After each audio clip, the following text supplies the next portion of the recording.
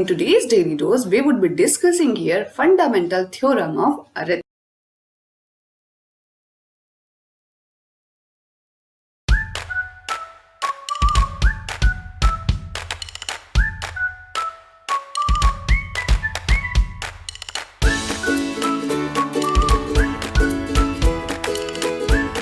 Okay, so before starting the theorem मैं यहाँ पे और कुछ भी डिस्कस करना चाहती हूँ. पहला कंपोजिट नंबर्स एंड दूसरा prime numbers. Okay, so composite numbers are, जैसे कि नाम में है कि कंपोजिट होंगे, ठीक है. एंड प्राइम नंबर जो कंपोजिट नंबर्स को बनाते हैं. जैसे कि अगर आप एग्जाम्पल लें 2, 3, 5 एंड 7 और बहुत सारे, तो ये प्राइम नंबर्स हैं क्योंकि इनके जो फैक्टर हैं, अगर हम इन्हें फैक्टराइज करते हैं तो इनके फैक्टर्स केवल ये या फिर 1 आता है, ठीक है. और जो कंपोजिट नंबर्स होते हैं वो 2 या फिर मोर जो प्राइम नंबर्स हैं उनसे मिलके बने होते हैं, ठीक है. जैसे आप लें 6, 4, 8, 10. So these are the prime numbers. और ऐसे ही अगर आप इनके फैक्टराइजेशन करते हैं तो इनके जो फैक्टर्स होते हैं वो प्राइम नंबर्स होते हैं, ठीक है. स्मॉलर प्राइम नंबर्स होते हैं. तो ये होते हैं कंपोजिट और प्राइम नंबर्स, ठीक है. अभी ये आगे बहुत सारा इनका यूज होने वाला है, इसीलिए मैंने स्टार्टिंग में ही बता दिया. आई होप आपको ये समझ में आ गया होगा. नाउ एक और एग्जाम्पल आप देखिए, जैसे ये लिखा हुआ है 156. इसके मैंने फैक्टर्स पहले से यहाँ पे लिख के रखे हुए हैं. तो क्या है 2, 2, 3, 13. Okay, so these are the prime numbers. इन्हें हम फर्दर फैक्टराइज नहीं कर सकते. तो जिन नंबर्स को हम फर्दर फैक्टराइज नहीं कर सकते वो होते हैं प्राइम नंबर्स. और जो इन प्राइम नंबर्स के से मल्टीप्लाई होके बनते हैं वो होते हैं composite numbers. Okay, now what is LCM. I know आपको लोग कैसा क्वेश्चन है, ये तो हमने बचपन से ही पढ़ा हुआ है एंड इसमें क्या बड़ी बात है. ओके, बट मैं यहाँ पे थोड़ा सा और इसे एक्सप्लेन करना चाहूंगी. तो least common multiple. Okay, so suppose I am taking LCM of 3 and 9. Okay, so what would be 3 का मल्टीपल क्या होगा. तो 3 के मल्टीपल्स होंगे 3, 6, 9, 12 एंड उसका जो भी टेबल होगी, ठीक है. ये सारे उसके 3 के मल्टीपल्स लिखे हुए हैं. And what would be 9 multiple, 9, 18, 27, 36 जो उसके मल्टीपल्स होंगे. So here you would find that कि बहुत सारे कॉमन मल्टीपल्स हैं. सबसे फर्स्ट तो 9 ही हो गया. 9, 18, then 27, I have highlighted here 45. Okay, so these are the common multiples in both numbers. Okay, but here it is asking least common multiple. तो least common multiple क्या है? The first one is 9. Okay, 9 के table में 9 and here 9. Okay, so what is the LCM of 3 and 9? 9. और अगर हम इसे जो हम फैक्टराइजेशन मेथड से आज तक हमने फाइंड आउट किया है, अगर उससे हम फाइंड आउट करें तो यही आएगा. So the LCM is 9. Okay, 3 3s are 9. तो बस थोड़ा सा ही डिस्कस करना था. Now our theorem, what is our fundamental theorem of arithmetic. इसका स्टेटमेंट है every composite number can be expressed और factorized as a product of primes and this factorization is unique. Okay, and apart from the order in which the prime factors occur. So ये बोल रहा है कि हर एक composite number, जो मैंने भी आपको स्टार्टिंग में बताया वही सिमिलर यहाँ पे उन्होंने एक स्टेटमेंट लिख दिया कि हर एक कंपोजिट नंबर को आप उसके फैक्टर्स के फॉर्म में लिख सकते हो, जहां पे उसके फैक्टर्स क्या होंगे, प्राइम नंबर्स होंगे. ऑलवेज प्राइम नंबर्स ही होंगे.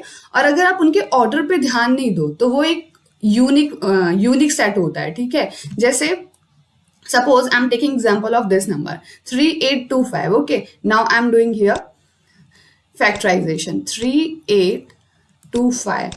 Okay, so I'm starting from 5. This or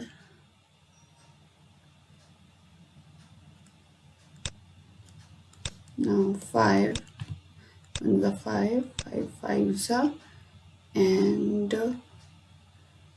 5 3s are, then 3 5s are and 3 1s are, then 3. So 5 17, 3 17. Okay, now 3 17. Okay, so no, 17 is also prime number. Okay, so see here 5 5 3 3. So what is the what are the factors? 5 multiplied by 5 multiplied by 3 3 and 17. All are prime numbers. Okay, so 5 5 3 3 3. Now see here, इसे हम कैसे भी लिख सकते हैं, ठीक है। एक तो सबसे पहला स्टेटमेंट यही है कि कंपोजिट नंबर, ये कंपोजिट नंबर है जिसमें प्राइम फैक्टर्स हैं। तो ठीक है, ये प्राइम फैक्टर्स हो गए, और इनके अगर ऑर्डर पे हम ध्यान नहीं दें तो ये क्या होंगे, यूनिक होंगे, ठीक है। अगर सपोज इसमें मैं एक 5 और मल्टीप्लाई कर दूं तो ये नंबर पूरी तरीके से चेंज हो जाएगा, या फिर कोई और नंबर मैं मल्टीप्लाई कर दूं, मान लो 3 मैं मल्टीप्लाई कर दूं, या फिर 2 मैं इसमें मल्टीप्लाई कर देती हूँ, ठीक है। तो ये पूरा नंबर ही चेंज हो जाएगा, ठीक है। तो मींस इस नंबर के लिए ये जो सेट है, ये पूरा जो नंबर्स का सेट आया है, ये क्या होगा, एक यूनिक सेट होगा, ठीक है। तो यही ये फंडामेंटल थ्योरम ऑफ अरिथमेटिक बोलती है। नाउ सीरियस, अब ये जो हमारा ये जो पूरा नंबर है, इसे हम कैसे लिख सकते हैं, ओके। सो सी हियर, इसे हम ऐसे भी लिख सकते हैं, इस अरेंजमेंट में लिख सकते हैं, इस अरेंजमेंट में लिख सकते हैं, इस अरेंजमेंट में लिख सकते हैं। इसका कोई प्रॉपर अरेंजमेंट नहीं है, ठीक है, ऑर्डर नहीं है। तो बट इसके जो नंबर्स हैं वो यूनिक है। सपोज मैं एक स्टैंडर्ड सेट कर दूं, ठीक है, मैंने एक स्टैंडर्ड सेट कर दिया कि इसे असेंडिंग ऑर्डर में ही हमेशा लिखना है, जो इसके प्राइम फैक्टर्स हैं उन्हें असेंडिंग ऑर्डर में लिखना है या फिर डिसेंडिंग ऑर्डर में लिखना है। तो फिर इसका जो ऑर्डर भी हो जाएगा वो भी यूनिक हो जाएगा। तो ये फंडामेंटल थ्योरम ऑफ अरिथमेटिक बोलती है।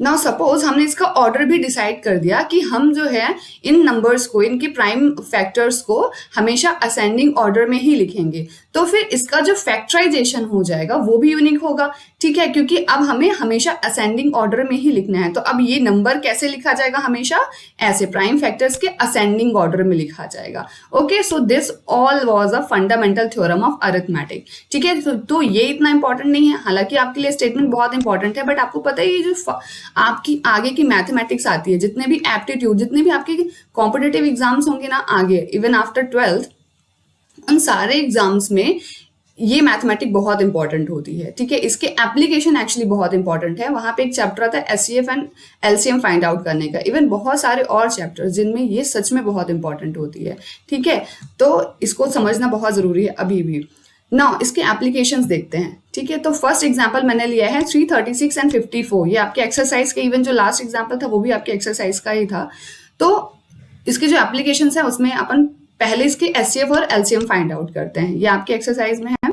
तो 336 एंड 54 मैंने ये नंबर लिखा हुआ है, ठीक है। नाउ एलसीएम, हम जो पुरानी मेथड है ना हमारी, वही वाली, उससे एलसीएम हम इसका निकालते हैं, ठीक है।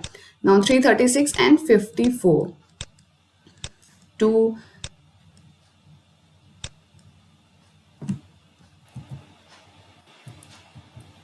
ओके, सो ये हमने इसमें जो हम पुरानी मेथड यूज करते थे एलसीएम निकालने के लिए, एलसीएम फाइंड आउट करने हैं और एचसीएफ दोनों ही फाइंड आउट करने हैं। ये इसका एप्लीकेशन है। अभी एप्लीकेशन एक्चुअली भी थ्योरम का नहीं है, बट ये क्वेश्चन है कि LCM and HCF find out करना है। तो हमने यही फैक्टराइजेशन मेथड जो हमने बचपन से पढ़ी है एलसीएम निकालने के लिए, वो यहाँ पे की, ठीक है। तो इसका एलसीएम क्या है, एलसीएम अगर इसका हम लिखते हैं तो एलसीएम क्या होगा, 2 into 2 multiplied by 2 and 3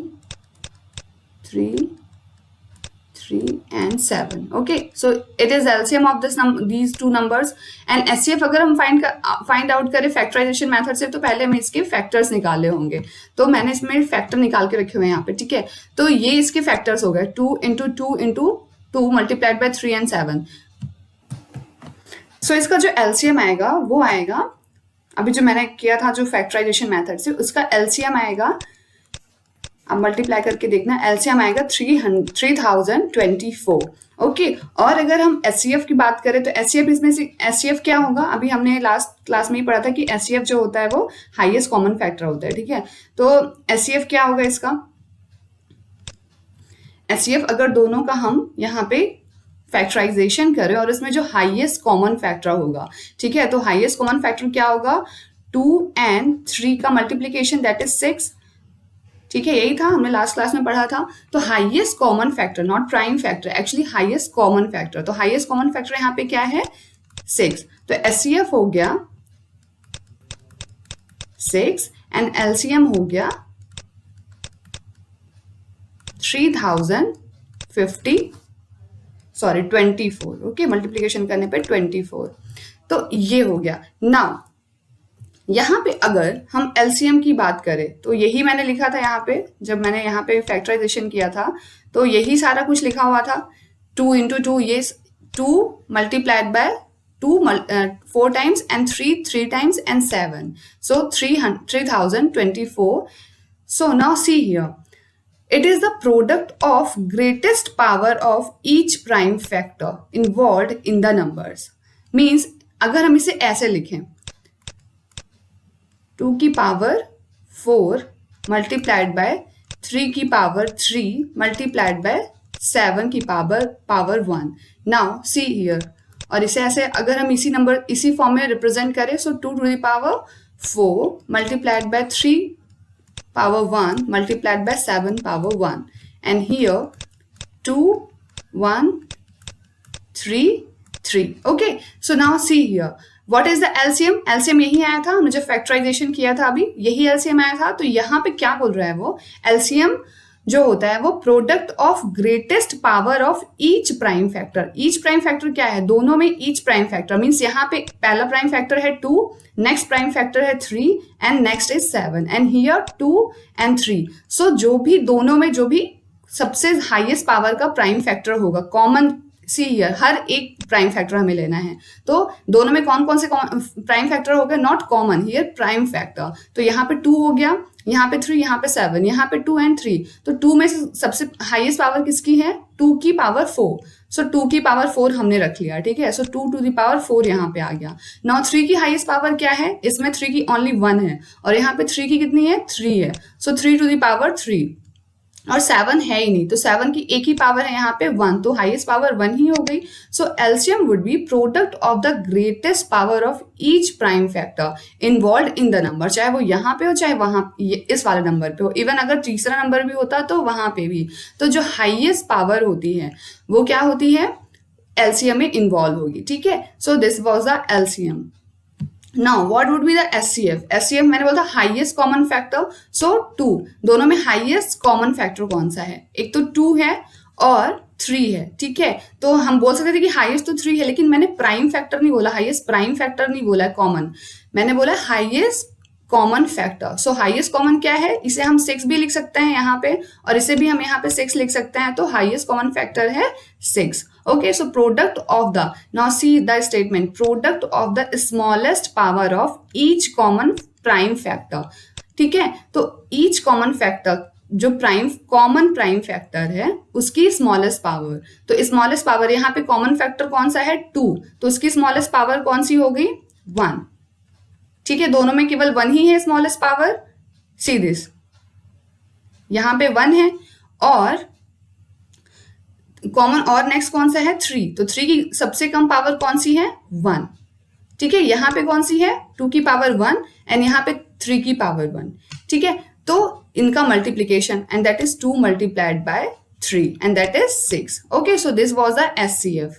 now see here the number is suppose A and B, ठीक है। यही नंबर थे 336 एंड 54 लास्ट एग्जाम्पल में ही, एंड दूसरा नंबर है 54, ठीक है। तो मैंने सोचा कि ये A and B है, suppose these are A and B and LCM is 3024 and HCF is 6। Okay, so आप इसे करके देखना, दोनों का जो प्रोडक्ट आएगा इक्वल होगा। तो यहां से एक और स्टेटमेंट हम डिराइव कर सकते हैं, that for any 2 positive integer A and B, okay, so for any 2 positive integer A and B, HCF of A and B that is 6, okay, and LCM of A and B that is 3024 would be equal to A multiplied by B। और आपका ये जितने भी सारे question है ना, आपके RS Agarwal में या फिर आपके NCERT में भी इवन, उन सारे में यही स्टेटमेंट यूज होगा सॉल्व करने के लिए,